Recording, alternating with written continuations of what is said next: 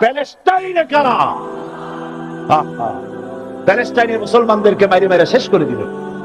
দেখছেন ছবিতে না? দেখেন না? প্যালেস্টাইনের মুসলমানদেরকে যখন মারা হচ্ছে, বাংলাদেশের প্রধানমন্ত্রী তখন আমেরিকায় ক্লিনটনের সঙ্গে কথা বলতেছেন। তিনি ক্লিনটনের কাছে তার পিতৃ হত্যার জন্য দায়ী সাজাপ্রাপ্ত 3 জন ব্যক্তিকে ফেরত চাচ্ছিলেন। আমার দৃষ্টিতে এটা কোনো অপরাধ নয়। সন্তান তার পিতার প্রতি আকর্ষণ থাকবে। আমার আপত্তি সেখানে। আপনি প্রধানমন্ত্রী শুধু শেখ পরিবারের প্রধানমন্ত্রী নন, শুধু আওয়ামী লীগের প্রধানমন্ত্রী হওয়া উচিত নয় আপনার। আপনি পৃথিবীর দ্বিতীয় বৃহত্তম বাংলাদেশের 12 কোটি মুসলমানের প্রধানমন্ত্রী। পিতৃ হত্যার আসামি ফেরত চাইলেন, কিন্তু বিল ক্লিনটনের আশ্রয় প্রশ্রয় লালিত পৃথিবীর অসভ্য জাতি সন্ত্রাসী ইহুদিরা প্যালেস্টাইনের মুসলমানদেরকে পাখির মতো গুলি করে হত্যা করছে। আপনি কেন জবাব চাইলেন না?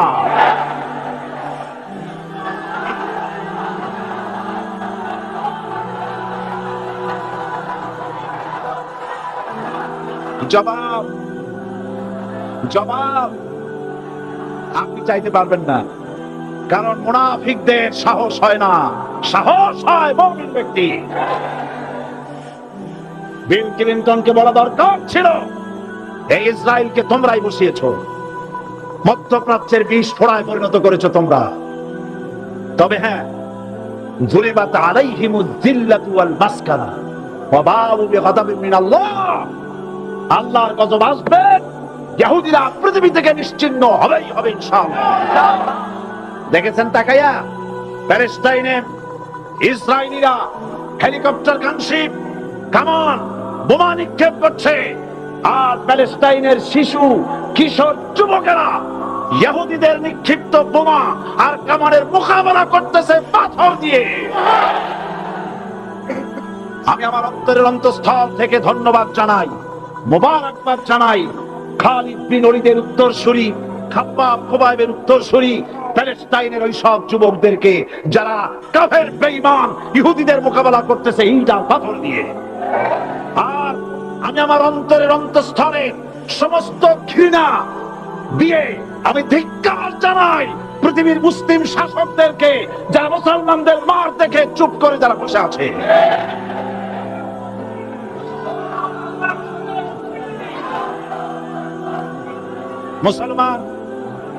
মুসলমান যদি মুসলমানের মতো হয়, 10 জন যথেষ্ট।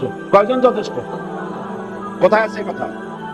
আল্লাহ পাক কোরআন শরীফের মধ্যে বলেছেন, একজন যদি হও ঈমানদার মুত্তাকি 10 জনের উপরে বিজয়ী হবে। 10 জন যদি হও 100-এর উপরে বিজয়ী হবে। 100 যদি হও 1000-এর উপরে বিজয়ী করব। জোরে বলেন সুবহানাল্লাহ। কবি বলতেছেন, ফিজায়ে বদরে পয়দা কুন ফেরেশতে তেরি নুসরত কো উতার সকতে গর্দু সে কতর আন্দর কতর আবি। বদরের মুসলমানদের মতো ঈমান আনো, তাহলে আকাশ থেকে কাতারে কাতারে ফেরেশতা নাজিল করে দিয়ে আল্লাহ পাক তোমাদেরকে সাহায্য করবেন। সুবহানাল্লাহ। সে আল্লাহ আছে না নাই? জোরে বলেন, আছে না নাই?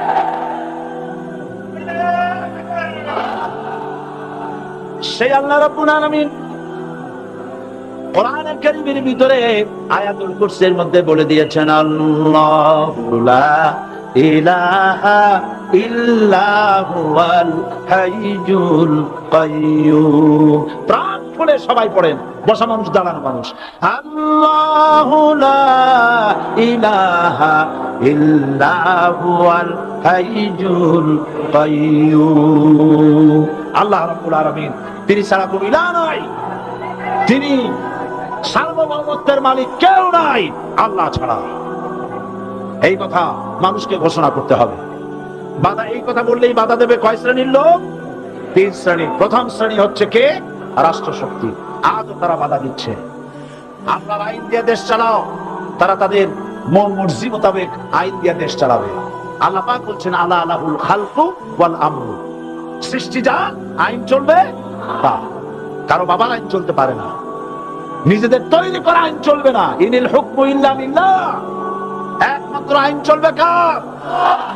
এই আইন রাসূল করিম সাল্লাল্লাহু আলাইহি ওয়াসাল্লাম মদিনায় কোরআন দিয়ে প্রতিষ্ঠিত করেছিলেন। আল্লাহর বিধান, আল্লাহর সার্বভৌমত্ব কায়েম করেছিলেন। কোরআন সংবিধান হলো, চুরি বন্ধ হলো, ডাকাতি বন্ধ হলো, জেনা বন্ধ হলো, হত্যা বন্ধ হলো, ধর্ষণ বন্ধ হলো, সব কিছু বন্ধ হয়ে গিয়ে মুসলমানেরা শান্তি লাভ করলো, পৃথিবীর মানুষ শান্তি লাভ করলো। সুবহানাল্লাহ।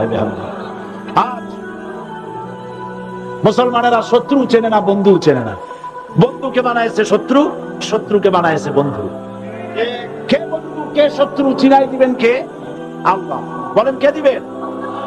আল্লাহ রাব্বুল আলামিন কোরআনে কারীমের মধ্যে পরিষ্কার করে বলেছেন, লাতাজিদান্না শাদ্দান নাসি আদাওয়াতান লিল্লাযীনা আমানুল ইয়াহুদা ওয়াল্লাযীনা আশরাকু। আল্লাহ পাক বলেন, হে রাসূল, মানুষের ভিতরে দুইটা শ্রেণী মুমিনদের জন্য সবথেকে জঘন্য দুশমন। কয়টা শ্রেণী? দুইটা। একটা হলো ইহুদ আর একটা হলো মুশরিক। একটা হলো ইহুদি আর একটা হলো মুশরিক।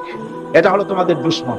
আর আজ আমাদের দেশে, পৃথিবীর বিভিন্ন দেশে মুসলমানেরা মুশরিকদের সঙ্গে সম্প্রীতি বাড়াচ্ছে, মুসলমানদের সাথে শত্রুতা বাড়াচ্ছে। আজ আমার দেশে পূজা পার্বণে বাধা নাই। পূজা পার্বণে বাধা আছে? পূজা পার্বণে বাধা নাই। বাধা কোথায়? কোরআন শরীফের তাফসীর মাহফিল। কোরআনের তাফসীরের মাহফিলে বাধা দেওয়া হচ্ছে। গান বাজনায় 144 ধারা নাই, কিন্তু কোরআন শরীফের মাহফিলে 144 ধারা দেওয়া হচ্ছে। যারা দিচ্ছে তারা আবার ওমরাও করে, হজও করে।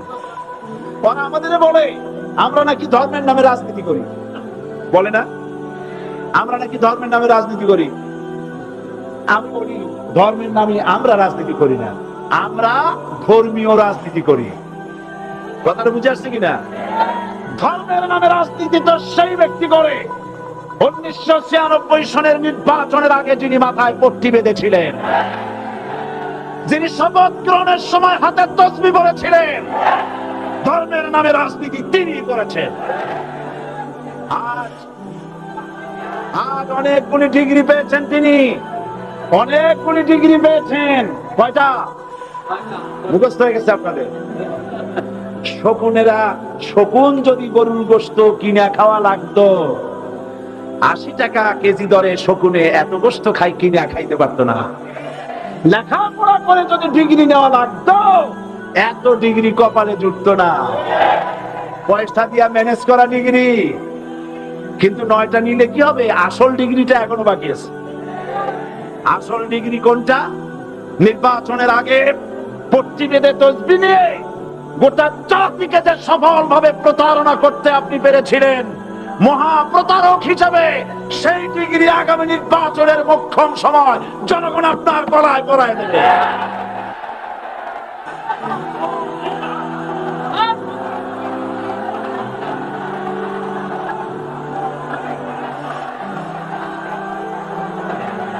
সুতরাং ধর্মের নামে রাজনীতি নয়, আমরা ধর্মীয় রাজনীতি করি। আমরা এই কোরআনের রাজনীতি করি। এই কোরআন নিয়ে বাঁচতে চাই, এই কোরআন নিয়ে মরতে চাই। এই কোরআন থেকে আমাদেরকে বিচ্ছিন্ন করতে চায় কাফের, বেঈমান, মুশরিকেরা। ও আমার জাতি, কোরআন থেকে যারা বিচ্ছিন্ন করতে চায়, তোমরা কি তাদের বিরুদ্ধে জিহাদের জন্য প্রস্তুত থাকবে?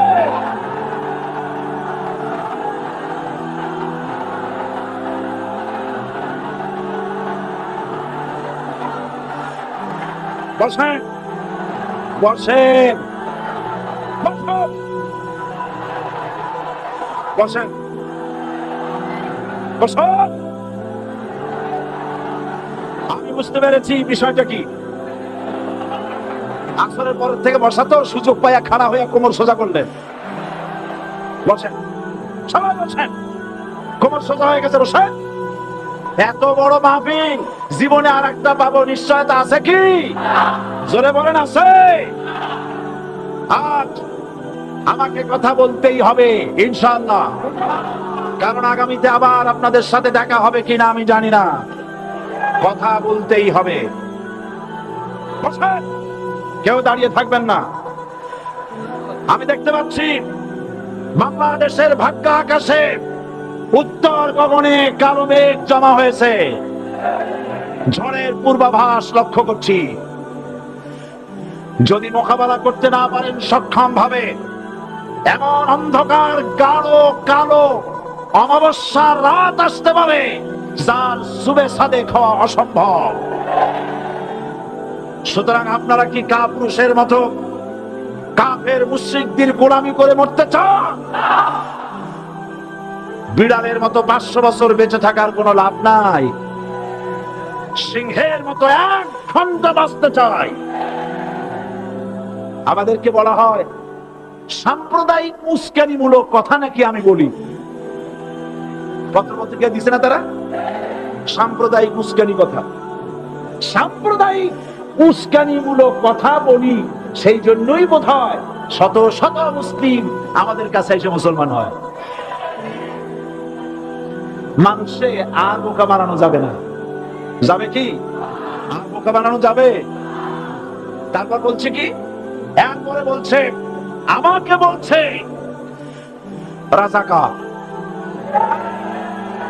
শুনে রাখো চট্টগ্রামের লক্ষ লক্ষ জনতা, পার্লামেন্টে যখন আমাকে এই কথা বলা হয়েছিল, আমার পার্লামেন্টের কলিগ জাফরুল্লাহ চৌধুরী সাহেব বসে আছেন এখানে, জাফরুল ইসলাম চৌধুরী বসে আছেন পাশে, প্রধানমন্ত্রী সুদ্ধা, অন্তত 3 শতাধিক পার্লামেন্টের সম্মানিত সদস্যরা সেদিন বসা। 1997 সনের বাজেট বক্তৃতা যখন আমি করতেছিলাম, ডক্টর কুদরতে খোদা, নাম রাখছে কুদরতে খোদা, আসলে গজবে খোদা। এই লোকটি নাস্তিক, ইসলামের চূড়ান্ত দুশমন। তার প্রণীত শিক্ষা ব্যবস্থা যখন সমালোচনা করছিলাম, ট্রেজারি বেঞ্চ থেকে আমাকে বলা হলো রাজাকার। আমি আমার সমস্ত শক্তি একত্রিত করে বলেছিলাম শুধুমাত্র হিন্দুস্তানের রাজাকারেরাই আমাকে রাজাকার বলতে পারে। আমি বলেছিলাম 1973 সন পর্যন্ত আমি বাংলাদেশের কোন রাজনৈতিক দলের নেতা এবং কর্মী ছিলাম না। আমি রাজাকার নই। আমাকে রাজাকার বলে যদি তাকে প্রমাণ করতে না পারে 10 কোটি টাকার মানহানি মামলা দায়ের করব। আমার এই বক্তব্য সারা দুনিয়া শুনেছে। পার্লামেন্টে আমার এই বক্তব্য রেকর্ড হয়ে আছে। সেদিন 3 শতাধিক পার্লামেন্ট মেম্বারের কেউ আমার চ্যালেঞ্জ গ্রহণ করেন নাই। যে কোনো ব্যক্তি পার্লামেন্টে গিয়ে আমার বক্তৃতা দেখে আসতে পারেন। এরপরে 1997 সনের 7 অক্টোবর দৈনিক জনকণ্ঠ পত্রিকা যখন আমার বিরুদ্ধে লিখলো, সেই পত্রিকায় সাইদির ওপেন চ্যালেঞ্জ 8ম পাতা, 1997 7 অক্টোবর, এত বড় 2 কলমে হেডিং। সেখানে আমি বলেছি বাংলাদেশের সকল সাংবাদিক, গোয়েন্দা বিভাগ, বাংলাদেশের সকল বুদ্ধিজীবীকে আমি আমার পিরোজপুরে আমন্ত্রণ করছি। আমার উপস্থিতিতে যদি কেউ প্রমাণ করতে পারে বাংলাদেশের স্বাধীনতা যুদ্ধের বিরুদ্ধে আমার কোন ভূমিকা ছিল, সজ্ঞানে স্বেচ্ছায় জাতীয় সংসদের সদস্য পদ থেকে পদত্যাগ করব।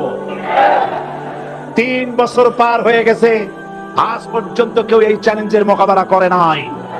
সুতরাং আমাকে যারা রাজাকার বলবে তারা পিতৃ পরিচয়হীন অবৈধ সন্তান।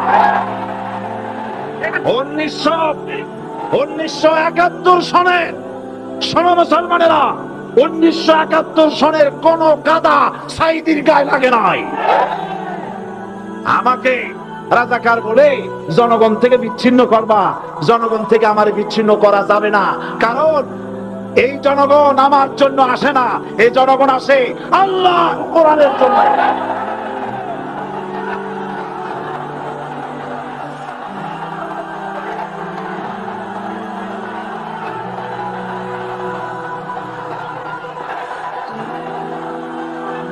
আজকে যারা ইসলামের কথা বলে, যারা ইসলামের কথা বলে তারাই রাজাকার, তারাই মৌলবাদী।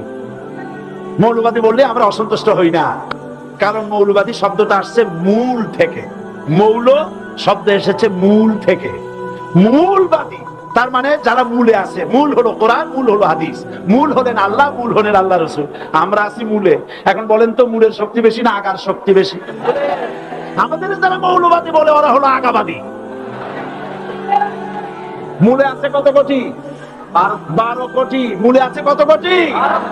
আর আমাদের যারা মৌলবাদী বলে ওই থাকো গাছের আগায়, আমরা মূলে।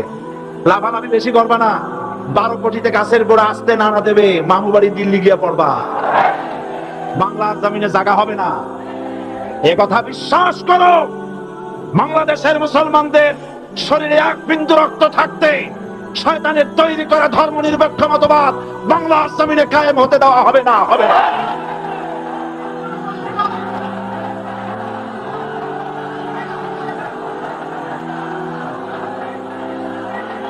রাসূল কারীম সাল্লাল্লাহু আলাইহি ওয়াসাল্লাম কোরআন প্রতিষ্ঠার জন্য আন্দোলন করেছিলেন।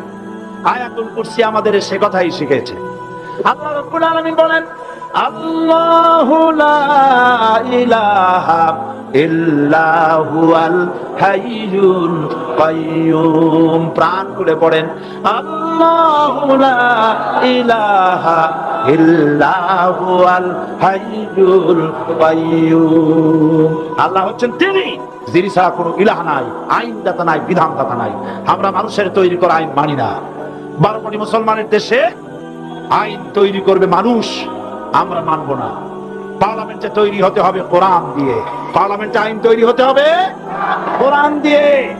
সুতরাং ভয় যতই পান আর যতই ষড়যন্ত্র করেন, 4 দল যখন একত্রিত হয়েছে, ঐক্যবদ্ধ থাকবে, সরকার ঐক্যবদ্ধভাবে গঠন হবে, নির্বাচন ঐক্যবদ্ধভাবে হবে এবং কোরআন হবে, আর কোরআনের পার্লামেন্ট হবে বাংলাদেশে।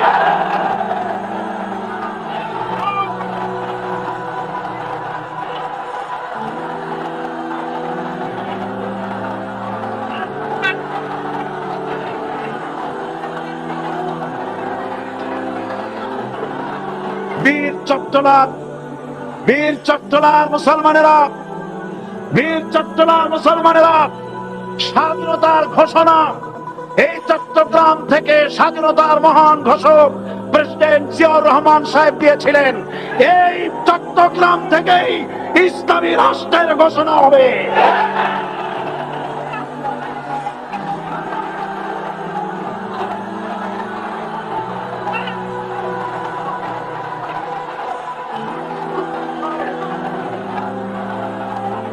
আমি আশাবাদী আপনারা অবশ্যই তা পারবেন। আমি 100% বিশ্বাস করি ইনশাআল্লাহ। কারণ যে ষড়যন্ত্রের মোকাবেলা করে স্থানীয় রাজনৈতিক দলের নেতৃবৃন্দ কোরআনের মাহফিল সিনায় এনেছেন, আমি প্রথম দিনেই বলেছি চট্টগ্রাম তাফসীরুল কোরআন মাহফিল কোন রাজনৈতিক দলের প্রতিনিধিত্ব করে না। এটা কোন জামাত শিবিরের একক সম্পদ নয়, এটা চট্টগ্রামের মুসলমানদের কলিজার টুকরা তাফসীরের মাহফিল। সুতরাং এই মাহফিল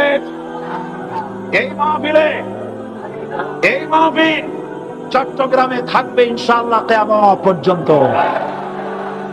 144 ধারা 288 হয়ে গেছে, ষড়যন্ত্র পায় পায় চলে গেছে। আমি ওই সব ছেলেদের বলি, সরকারি দলের ছাত্র হইয়া মুসলমানদের বিপক্ষে যাইও না। এদেশে ভাগ হয়ে গেছে দুটি শিবির, বোঝাই যাচ্ছে। একদিকে ভারতের পা চাটা গোলাম নাস্তিক মুরতাদ শ্রেণীর বুদ্ধিজীবী এবং তাদের মদতপুষ্ট সরকার, আর একদিকে ইসলামী শক্তি, ইসলামী দল আর দেশপ্রেমিক জাগ্রতবাদী শক্তি। একদিকে হিমালয় পাহাড় আর একদিকে সূর্য ইঁদুর। আল্লাহ বিজয় দেবে মুসলমানদের। কাদের বিজয় হবে? বাংলাদেশে কোরআনের রাজ কায়েম হোক, তাকে আপনারা চান?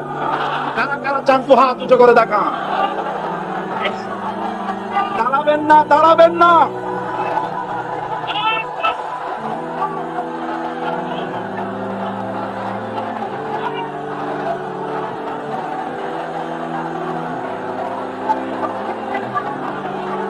বসুন, বসুন,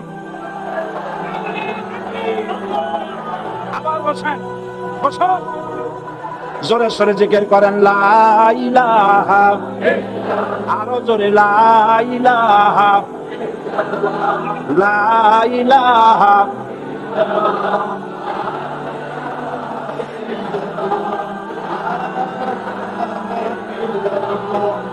লা ইলাহা ইল্লাল্লাহ, লা ইলাহা, লা ইলাহা ইল্লাল্লাহ মুহাম্মাদুর রাসূলুল্লাহ। যারা যেখানে দাঁড়িয়েছেন বসো। তিন শ্রেণীর লোকেরা আল্লাহর কালেমায় বাধা দিয়েছে। কয় শ্রেণী? একটা হলো রাষ্ট্রশক্তি, দুই নম্বরে মনে আছে ধনাঢ্য পুঁজিপতির গোষ্ঠী, ওরাও বাধা দিয়েছে। কারণ ইসলামকে বলা হয় পুঁজিবাদের আশ্রয়স্থল। নাউজুবিল্লাহ। সর্বপ্রথম ইসলাম কবুল করেছে কারা? ধনীরা না গরিবরা? কারা? গরিবেরা। সুতরাং ধনাঢ্য ব্যক্তিরা মনে করলো যে আমাদের তো সর্বনাশ হয়ে যাবে, আমরা দাস দাসী ধরে রাখতে পারবো না, আমরা মানুষকে শোষণ করতে পারবো না, যে নতুন কলেমার দাওয়াত আসছে। সুতরাং সরকারের হাতকে তারা পয়সা দিয়া শক্ত করেছে, আর বলেছে যত টাকা লাগে এই লোকগুলারে ঠেঙ্গান। আজও আছে কিনা? তা আছে কিনা? তিন নম্বরে বাধা দিয়েছে ধর্মের নামের এক শ্রেণীর কায়েমি স্বার্থবাদী শক্তি, যার সম্পর্কে সূরা তাওবায় আল্লাহ পাক বলেছেন ইন্না কাসীরাম মিনাল আহবারি ওয়ার রুহবান লা ইয়াকুলুনা আমওয়ালান নাস বিল বাতিল ওয়া ইয়াসুদ্দুনা আন সাবিলিল্লাহ। ইহুদি আহলে কিতাবদের মধ্যে এক শ্রেণীর বুজুর্গ ধরনের লোক, দরবেশ জাতীয় লোক, যারা নাকি মানুষের সম্পদকে বাতিল পন্থায় ভক্ষণ করে, ওয়ায়াসুদ্দুনা আন সাবিলিল্লাহ, এবং আল্লাহর রাস্তায় চলার জন্য মানুষকে বাধা প্রদান করে। এত বড় বিশাল মাহফিলে আপনি দাঁড়ায়া কোন মানুষকে কষ্ট দিবেন না, জায়েজ নাই। মুসলমানদেরকে কষ্ট দেওয়া কবিরা গুনাহ। বুঝতে পেরেছেন? যে যেখানে দাঁড়িয়েছেন আপনারা বসা মানুষেরা তাদেরকে বসায় দেন। সুতরাং এই কালেমার দাওয়াত যখন হযরতে মুসা আলাইহিস সালাম দিলেন, ফিরআউন বলল আমি তো জানি না যে আমি ছাড়া আরো কোন ইলাহ আছে, আইনদাতা তো আমি, তুমি নতুন কোথা থেকে আইনদাতা নিয়ে আসছো? ফিরআউন বলছে দেখো, আমারে বাদ দিয়া যদি অন্য কাউকে ইলাহ বলে তুমি মানো আর সেই শিক্ষা তুমি যে জাতিকে দাও, তাহলে আমি তোমাকে ধরে লা আজআলান্নাকা মিনাল মাসজুনিন, আমি তোমাকে কারারুদ্ধ করব, আমি তোমাকে জেলখানায় ঢুকিয়ে দেব। রাষ্ট্রশক্তি প্রথম বাধা দিল কারা? বলেন সবাই। সেই বাধা কি ওখানে শেষ হয়েছে না এখনো আছে? আছে কিনা জোরে বলেন। আমি তোমাকে জেলখানায় ঢুকাবো। হযরত মুসা আলাইহিস সালাম বলেন ফিরআউন, জেলের ভয় আমি করি না, আমার কি জেলের ভয় দেখায়া লাভ নাই, আমি আল্লাহ পাকের পয়গম্বর হযরত মুসা আলাইহিস সালাম। ফিরআউনের দলবল আছে, লোক লস্কর আছে, তার অস্ত্রের অভাব নাই। আল্লাহ রাব্বুল আলামিন মুসা আলাইহিস সালামের কাছে একটা অস্ত্র দিয়া দিলেন। দিছিলেন কিনা? আল্লাহ পাক হযরত মুসা কি বলেছেন? ওয়া মা তিলকা বিয়ামিনিকা ইয়া মুসা, মুসা রে তোমার হাতে ওটা কি? মুসা আলাইহিস সালাম বললেন এটা লাঠি। আল্লাহ পাক বললেন ফেলে দাও লাঠি। লাঠি ফালায় দিলেন। কি হয়ে গেল? হিয়া হাইয়াতুন তাসআ, লাঠি হয়ে গেল। এখন লাঠি পড়ে সাপ হয়ে গেল। সাপ দেখে নবী বলি হোক, সাহাবী হোক আর আলেম হোক, সাপ দেখলে ভয় করে না মানুষের? মুসা আলাইহিস সালাম ভয় পাইছে। আল্লাহ রাব্বুল আলামিন হযরত মুসাকে শোনায় দিলেন, খুযহা ওয়া লা তাখাফ সানুঈদুহা সিরাতাহাল উলা,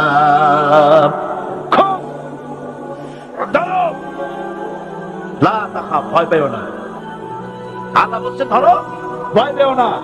ধরার সঙ্গে সঙ্গে স্বাভাবিক অবস্থায় ফিরে আসবে, আবার লাঠি হয়ে যাবে। এখন আল্লাহ বলছেন ধরো। মুসা আলাইহিস সালাম কি ভয় পাওয়া উচিত হবে? আর উচিত হবে? মুসা আলাইহিস সালাম কি ভয় পাইছিলেন? কারণ হচ্ছে দুশমনের শক্তিটা খুব বড়ই দেখা যায়, মনে হয় যেন অনেক বড় কি জানি কি।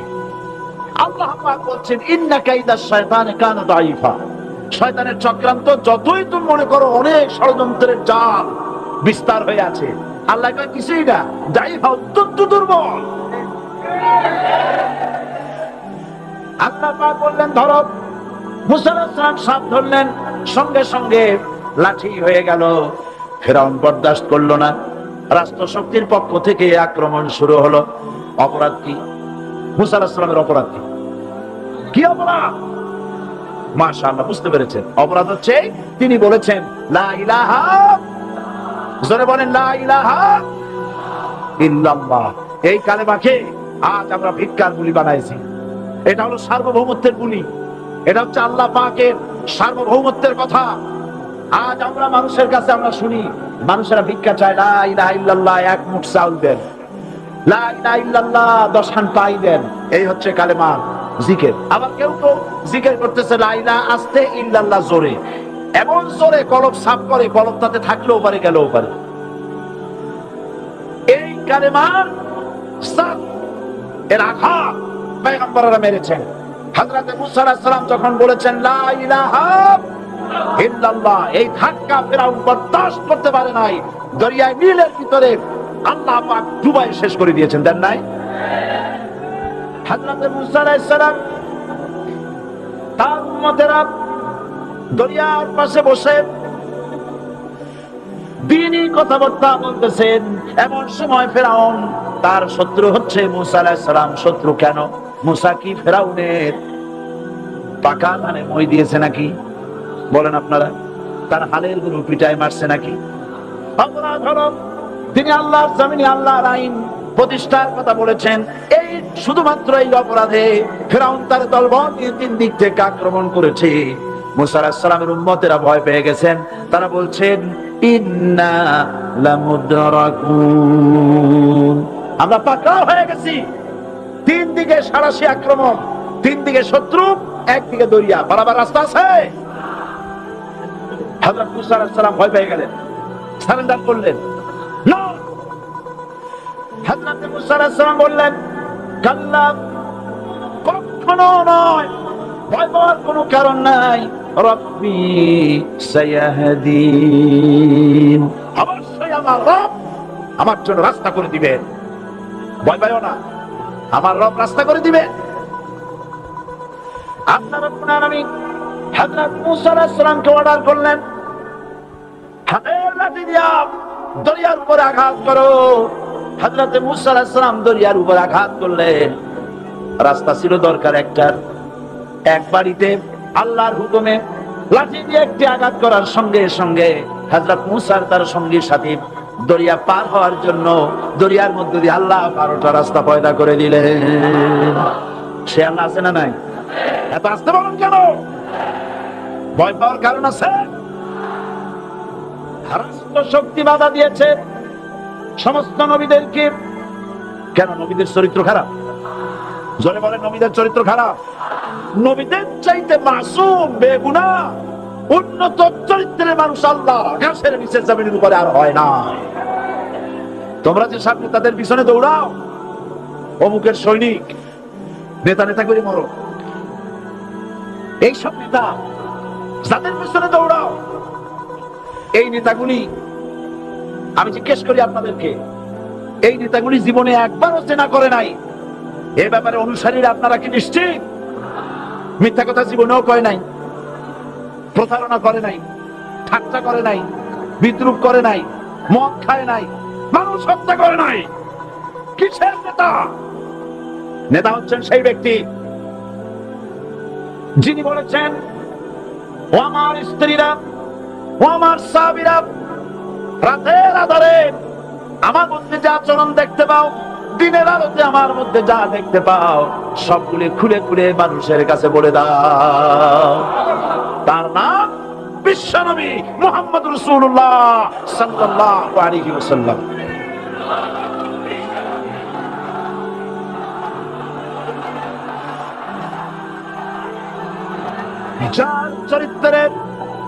যার চরিত্রের সার্টিফিকেট আল্লাহ রাব্বুল আলামিন নিজে দিচ্ছেন, ওয়া ইন্নাকা লাআলা খুলুকিন আযীম। নবী হে, উন্নত চরিত্রের উপরে আপনি প্রতিষ্ঠিত। সুবহানাল্লাহ। কে সার্টিফিকেট দিচ্ছেন? আযীম, আযীম। আরবিতে চওড়াকে বলা হয় আরিদ, গভীরতাকে বলা হয় আমিক। কত প্রশস্ত, যা মাপার কোনো ফিতা নাই, কত গভীর, যা মাপার কোনো যন্ত্র নাই। এইটাকে আরবিতে বলা হয় আজিম। সুবহানাল্লাহ বলতে ইচ্ছে করে না? ও নবী, তোমার চরিত্র এমন যা মাপার মতো চন্দ্র পৃথিবীতে নাই। এই সার্টিফিকেট দিবেন কে? সমস্ত নবীরাই চরিত্রবান, নবীরা মাসুম বেগুনাহ। সুবহানাল্লাহ আলহামদুলিল্লাহ। সেই নবীরা মার খান নাই? খেয়েছেন কিনা বলে? কারা মেরেছে? রাষ্ট্র শক্তি। কারা মেরেছে? কারণ নবীরা বলেছেন লা ইলাহা ইল্লাল্লাহ। পড়েন সবাই লা ইলাহা ইল্লাল্লাহ। আপনিও যদি নবীদের মতো সাহাবীদের মতো বুঝা এই কলেমার দাওয়াত দেন, বাধা আসবেই। বোঝাবুঝির ব্যাপার, বুঝতেই সারলো। কত মাহফিল হয় বাংলাদেশে, হয় না? কোনো বাধা নাই, ঠিক কিনা? কত পূজা হয়, পার্বণ হয়, গান হয়, থিয়েটার হয়, গুণাগার বিবির গান হয়, কত কিছু হয়। কোনো বাধা আছে? তাফসীরের মাহফিলে বাধা। কারণ ওরা বুঝতে পেরেছে এ তাফসীরের মাহফিলে কাজীর গীত হয় না, এ তাফসীরের মাহফিলে আল্লাহ সার্বভৌমত্ব কায়েমের আন্দোলন চলে।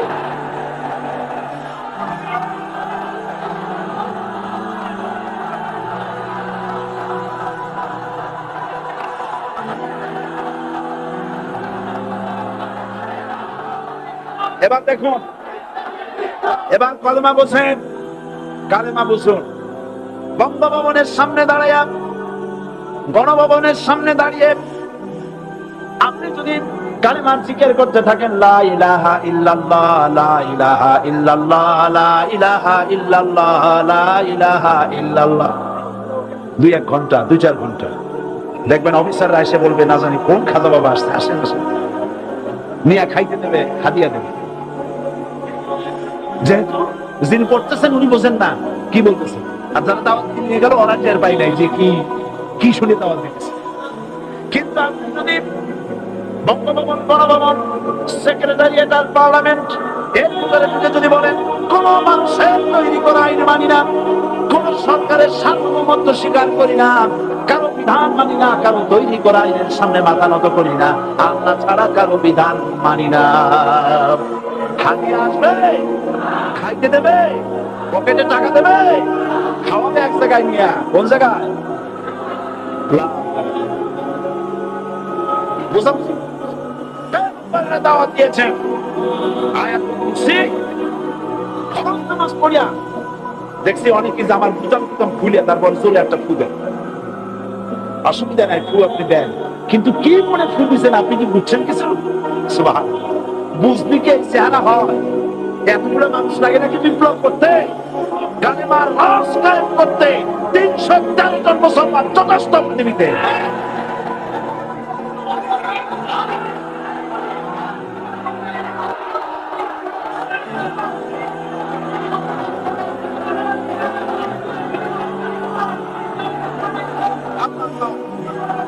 কোরআনে কারীমের মধ্যে আল্লাহ পাক বলেছেন এমন একজন নবী বানাই নাই, ইয়া হাসরাতান আলাল ইবাদ, বান্দার উপর আফসোস। আল্লাহ কে বলতেছেন? আমার আল্লাহ। বলেন আমার আল্লাহ। তিনি আফসোস করছেন, আফসোস একজন পয়গম্বর এমন পাঠাইলাম না, একজন রাসূল বানাইলাম না যার সাথে এরা ঠাট্টা করে নাই, বিদ্রুপ করে নাই, পাগল করে নাই, মারে নাই।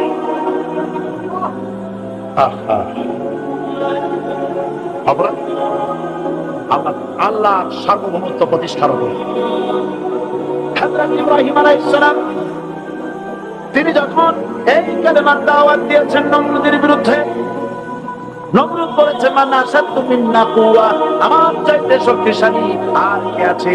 আনা রাব্বুকুমুল আলা, আমি তোমাদের বড় প্রভু। নাউজুবিল্লাহ। কই থেকে একটা বলছো লা ইলাহা ইল্লাল্লাহ? আমি তো ইলাহ। হযরত ইব্রাহিম আলাইহিস সালাম কি কালেমার দাওয়াত পেশ করার অপরাধে অগ্নিকুণ্ডের ভিতরে ফালাবার ব্যবস্থা হয়ে গেছে। আল্লাহ পাক সব ঘটনা কোরআনে বলে দিয়েছেন কিনা বলেন? কেন বললেন এই সমস্ত কথা? এই জন্য বলেছেন ফিরআউন মরে যাবে, নমরুদ মরে যাবে, কিন্তু তাদের প্রেতাত্মারা যুগে যুগে তারা বেঁচে থাকবে।